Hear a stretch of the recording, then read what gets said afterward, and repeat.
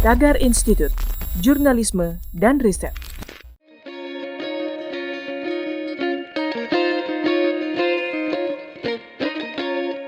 Halo Tagarians, para penonton Tagar TV dan juga pembaca Tagar ID, terima kasih Anda tetap setia dengan YouTube channel Tagar TV.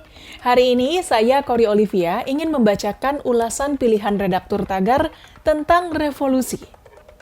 Sejak kepulangan pemimpin Front Pembela Islam Rizik Syihab ke Indonesia pada 10 November 2020, kita semakin sering mendengar kata revolusi. Tapi sebenarnya apa sih arti revolusi itu? Menurut Kamus Besar Bahasa Indonesia, arti revolusi yang pertama adalah perubahan ketatanegaraan, pemerintahan atau keadaan sosial yang dilakukan dengan kekerasan, seperti dengan perlawanan bersenjata. Yang kedua, perubahan yang cukup mendasar dalam suatu bidang. Yang ketiga, peredaran bumi dan planet-planet lain dalam mengelilingi matahari. Revolusi sendiri sudah terjadi sepanjang sejarah manusia. Dan berikut ini 5 gerakan revolusi yang membawa dampak sangat signifikan bagi dunia. Yang pertama, Revolusi Amerika. Ini merupakan perang kemerdekaan Amerika melawan Kerajaan Britania Raya, yang perlahan menjadi perang global, melibatkan Perancis, Belanda, dan Spanyol. Perang ini akhirnya dimenangkan oleh Amerika Serikat dengan bantuan dari Perancis. Revolusi Amerika sendiri terjadi sejak 1765 sampai 1783. Yang kedua, Revolusi Cina 1911. Revolusi ini berhasil menggulingkan dinasti Qing yang merupakan dinasti kekaisaran terakhir Cina dan mengawali berdirinya Republik Cina dengan pimpinan tokoh revolusioner Sun Yat-sen sekaligus menjadikannya sebagai presiden pertama Republik Cina. Revolusi yang terjadi mulai 1911 sampai 1912 ini juga dikenal sebagai Revolusi Xinhai. Lalu yang ketiga, Revolusi Kuba, terjadi sejak 1953 sampai 1959. Ini adalah pemberontakan bersenjata yang dipimpin Fidel Castro untuk menggulingkan pemerintahan diktator Kuba, Fulgencio Batista. Kesuksesan Fidel Castro dalam menggulingkan pemerintahan juga memunculkan sebuah sistem komunis di negara Kuba saat itu. Di sisi lain, Amerika yang merupakan salah satu negara anti-komunis langsung menjadi musuh terbesar Fidel Castro.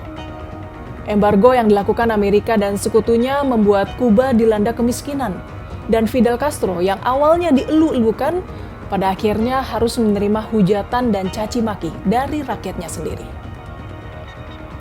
Lalu yang keempat, Revolusi Prancis. Revolusi ini terjadi pada 1789 sampai 1799. Tapi sebenarnya gejala pergerakannya sudah ada sejak awal 1700. Revolusi Prancis menumbangkan kekuasaan dengan sistem monarki absolut dan feodalisme. Bahkan Raja Prancis terakhir saat itu, Raja Louis XVI dan ratunya, dihukum pancung karena dianggap mengkhianati rakyat. Saat itu, gerakan yang dilakukan rakyat Prancis juga didasarkan atas pemikiran tentang trias politika atau pembagian kekuasaan pemerintah, eksekutif, legislatif, dan yudikatif, yang kini diadopsi banyak negara. Kemudian yang kelima, Revolusi Industri. Terjadi pada era 1750 sampai 1800-an. Revolusi ini mengakibatkan perubahan besar-besaran di bidang manufaktur, pertanian, perkebunan, transportasi, dan bahkan teknologi. Umumnya revolusi industri terjadi secara masif di Inggris dan Eropa, namun turut menyebar luas hingga ke berbagai negara, termasuk Jepang dan Amerika Serikat.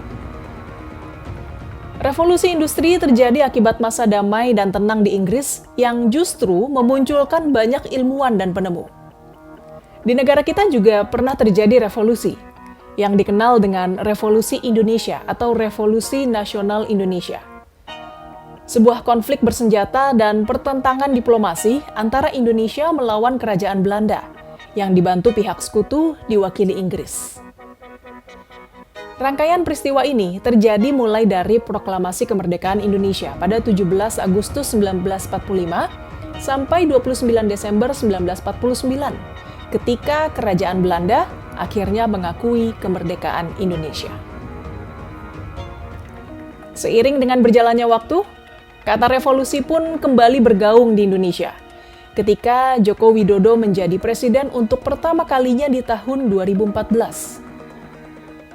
Ia bersama wakilnya saat itu, Yusuf Kala, menggaungkan revolusi mental. Menurut Jokowi, revolusi mental berarti warga Indonesia harus mengenal karakter orisinal bangsa, yaitu santun, berbudi pekerti, ramah, dan bergotong royong. Jokowi mengatakan karakter ini adalah modal yang seharusnya dapat membuat rakyat Indonesia sejahtera. Meski demikian, pengamat politik dari Universitas Paramadina, Henry Satrio, pernah mengatakan, ukuran program revolusi mental tidak jelas karena tidak pernah dievaluasi. Menurutnya, kalau revolusi mental berhasil, maka tidak akan ada lagi radikalisme di Indonesia.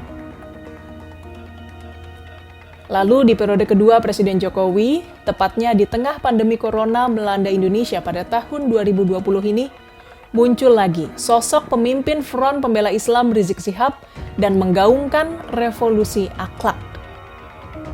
Hal ini pun menuai berbagai reaksi. Bahkan ada beberapa kalangan yang menganggap Rizik berniat melakukan makar. Namun dalam acara Reuni 212 yang dilakukan secara virtual pada 2 Desember 2020, Rizik Syihab menjelaskan bahwa revolusi akhlak bukanlah bentuk pemberontakan untuk menjatuhkan pemerintahan Jokowi, melainkan sebagai ajakan untuk berbuat baik. Meski demikian, Rizik mengatakan pemberontakan dapat saja terjadi kalau pemerintah melakukan pembantaian kepada para ulama, habib, maupun umat muslim. Namun, pemerintahan saat ini dinilai tidak melakukan hal tersebut, dan akhirnya tidak pantas melakukan pemberontakan. Rizik mengatakan, untuk mewujudkan revolusi akhlak, maka semua komponen bangsa harus bersama-sama terlibat dan membuka diri, tanpa saling menyalahkan. Di sisi lain, Kepala Staf Kepresidenan Muldoko menegaskan, tidak ada yang namanya pembantaian atau kriminalisasi ulama. Menurut Muldoko, Indonesia adalah negara hukum, dan mereka yang dikriminalkan adalah yang salah berdasarkan hukum. Tagarians, demikian ulasan pilihan redaktur Tagar hari ini tentang revolusi. Subscribe YouTube channel Tagar TV dan klik loncengnya juga untuk mengikuti video menarik membahas topik terhangat hanya untuk Anda. Dan selalu ingat 3M, memakai masker, menjaga jarak, dan mencuci tangan. Saya Cory Olivia, Tagar TV.